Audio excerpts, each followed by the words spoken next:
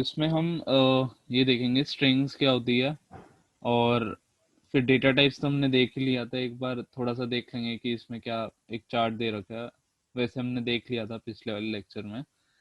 और इसके बाद ये क्या होते हैं म्यूटेबल और इम्यूटेबल, ये हमेशा आता है एग्जाम में, तो ये एक बार देख लेंगे म्यूटेबल इम्यूटेबल क्या होता है। उसके बाद उसके बाद हमारा एक प्रोग्राम है, तो इसका मतलब इसमें भी इफ एल्स वाला ही है, और मतलब जैसे हमने ग्रेड वाला किया था वैसे ही होगा ये भी। तो ये सिमिलर ही प्रोग्राम है और अलग अलग तरीके से कर सकते हैं। तो ये बुक में दो तरीके दे रखे हैं, लेकिन मतलब हम अपना ही करेंगे, कोई ऐसे देख के कुछ नहीं करेंगे। ठीक है। तो स्ट्रिंग्स क्या होती है? स्ट्रिंग्स जैसे कि पता है सबको कि कोई भी वर्ड आपको स्टोर करना हो तो यानी कि सीक्वेंस ऑफ कैरेक्टर हो गया, और वो कोड्स हो सकते हैं, किसी भी टाइप के कोड्स हम यूज़ कर सकते हैं, पहले ही पढ़ रखा है हमने। Single quotation, double quotation, triple quotation, उनको स्टोर किया जाता है और उनको स्ट्रिंग्स कहते हैं। और जो स्ट्रिंग्स होती हैं पाइथन में वो सीक्वेंसेस होती है प्योर यूनिकोड कैरेक्टर्स की। मतलब कि यूनिकोड एक मतलब कि एक सिस्टम है जो कि रिप्रेजेंट करता है हर कैरेक्टर को हर लैंग्वेज में। यानी कि जितने भी कैरेक्टर्स हैं हमारी उसमें, वो यूनिकोड के अंदर आते हैं हर लैंग्वेज के। तो इसको देख सकते हैं, इसमें दे नहीं रखा। तो इसमें ये सारे कैरेक्टर्स आते हैं, ये सारे कैरेक्टर्स। तो इसी को यूनिकोड कहते हैं कि जो जो सारे कैरेक्टर्स हैं उसको हमारे उसमें रिप्रेजेंट करने के लिए यूज होता है ये हमारे पाइथन में।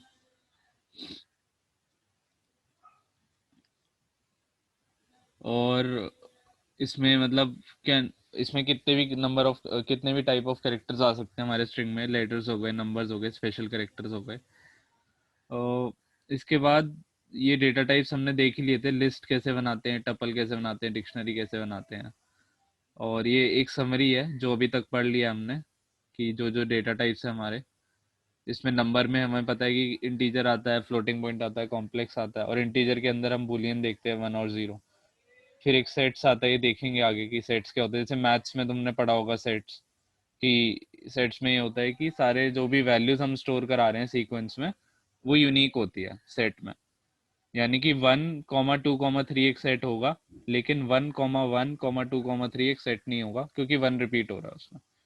तो सारे अलग अलग अलग अलग होने चाहिए, वो सेट का काम होता है हमारा। देखेंगे ये भी। एक नन हमने देखा था, स्पेशल डेटा टाइप। फिर सीक्वेंसेस में स्ट्रिंग देखा, टपल देखा, लिस्ट देखा। और मैपिंग हमने देखा था कि की वैल्यू पेयर जिसमें बनाते हैं, एक की होती है और एक वैल्यू होती है, तो उसके सीक्वेंस को हम डिक्शनरी कहते हैं। डिटेल में आएगा सारा आगे। इसके बाद म्यूटेबल और इम्यूटेबल ये आता है एग्जाम में। ये होता है कि जो हमारी स्ट्रिंग्स होती हैं वो इम्यूटेबल होती है। इम्यूटेबल होता क्या है कि इम्यूटेबल वो होता है कि जो अपनी जिसकी वैल्यू चेंज ना हो कभी। मतलब इसको एग्जांपल से ही देखते हैं कि स्ट्रिंग्स इम्यूटेबल होती है क्योंकि उनकी वैल्यू कभी चेंज नहीं होती उनकी प्लेस में।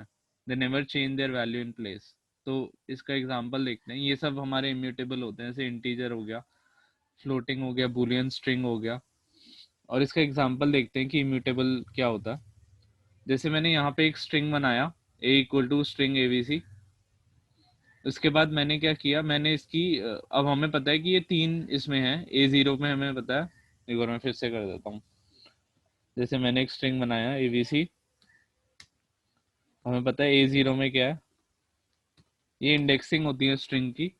और जैसे अगर ये ABC है तो यहाँ पे ये इंडेक्सिंग शुरू होगी 0 से। यहाँ पे एक बार दिखा देता हूँ। मान लो कि ABC हमारी स्ट्रिंग है,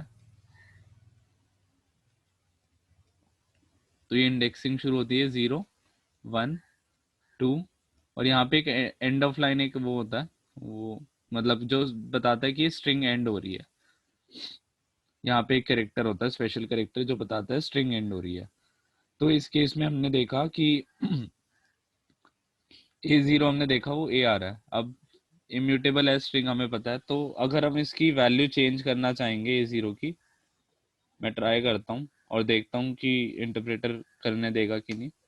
तो इसमें एरर आ जाता है कि str object does not support item assignment. मतलब वो चेंज नहीं कर सकता उसकी वैल्यू इन प्लेस, यही इम्यूटेबल होता है। तो जब भी इम्यूटेबल का क्वेश्चन आएगा तो हम दिखाएंगे कि ये स्ट्रिंग है हमने बनाई, हमने A0 देखा कि A0 A आता है, लेकिन जब हमने उसकी वैल्यू चेंज करनी चाहिए तो एक इंटरप्रेटर एरर थ्रो कर देता है कि आइटम असाइनमेंट सपोर्ट नहीं कर रहा, यानी कि उसको तुम चेंज नहीं कर सकते उसकी वैल्यू इन प्लेस को, वो वैसी की वैसी रहेगी।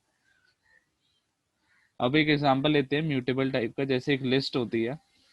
तो अगर मैं एक लिस्ट बनाता हूँ B = 1, 2, 3, तो ये हमारी लिस्ट आ गई। अब मैं इसका B0 देखता हूँ, इसका भी B0 1 होगा, लेकिन अगर मैं ये चेंज करना चाहूँगा B0 को 4, तो ये करने देगा क्योंकि एक लिस्ट है, ये म्यूटेबल होती है, इसमें आप चेंज कर सकते हो वैल्यूज इन प्लेस को, इसलिए यहाँ पे ये चेंज होके इसका जो वैल्यू 1 था वो अपडेट होके 4 हो जाती है यहाँ पे, और इस लिस्ट की वैल्यू चेंज हो जाती है।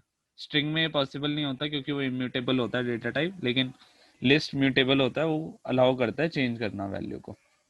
यही होता है इम्यूटेबल और म्यूटेबल। तो इसमें दे रखा है म्यूटेबल वो जिनकी वैल्यू चेंज कर सकते हैं प्लेस में। तो हमने देखा था जैसे लिस्ट का, तो ओनली 3 ही टाइप है हमारे पाइथन में जो म्यूटेबल है, वो है लिस्ट, डिक्शनरी और सेट। तो एक लिस्ट का एग्जांपल दिया था, आगे देखेंगे डिक्शनरी और सेट के बारे में। तो जब भी ये क्वेश्चन आता है इसका एग्जांपल के साथ, मतलब जैसे मैंने दिखाया अपडेट करके कि स्ट्रिंग में नहीं हो रहा वो अपडेट और लिस्ट में हो रहा है, तो वैसे ही करके दिखाना होता है, और 3-4 नंबर का क्वेश्चन आ जाता है इसका।